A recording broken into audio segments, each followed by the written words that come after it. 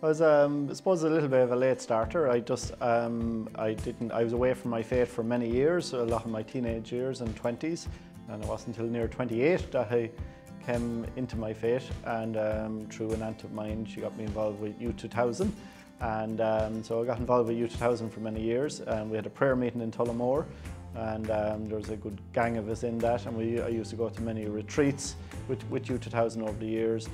And then it was later, it was about maybe 32 or 33, I first felt a call to something. I didn't know where, but for me it was always a sense of community life that I wanted, and I looked at a few different orders. I even thought about lay communities, and it was just really around that. And then I wasn't sure where to go. I looked at even a monastery. I had all these different places going around, and I didn't know where to go. So I got a spiritual director,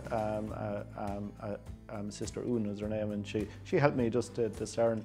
And after talking to me for some time, she felt I was called to one of the mendicant orders. And so she said I should look around that area. So I started looking around the Franciscans first.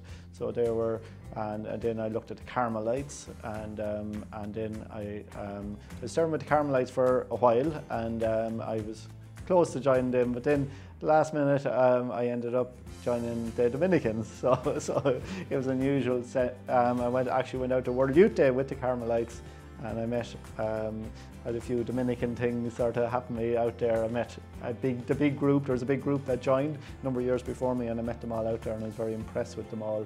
And I got to meet Pier Giorgio Frassati's niece and things like that. And Bishop Anthony Fisher as well. I was very impressed with his preaching, one of the catechesis sessions, and it made me think about it. Even though I knew the Dominicans for years from Youth 2000, I didn't feel called. I didn't look to join them. I didn't like to. I thought in my head I'd have to wear brown. I wouldn't be able to keep white clean. So that's why I didn't look at the Dominicans. But anyway, I started looking at them anyway. Then when I came back, and when I started looking, I got on very well. And I never knew anything about St. Dominic, or I didn't know who St. Thomas Aquinas was, or St. Catherine, or any of them. And so it was my first time coming across them. But what I really liked was, on the visits up to Dublin, was the joy that I got among the community and among the brethren, and especially the younger brethren that were there. And I said, I think I could get on with these lads.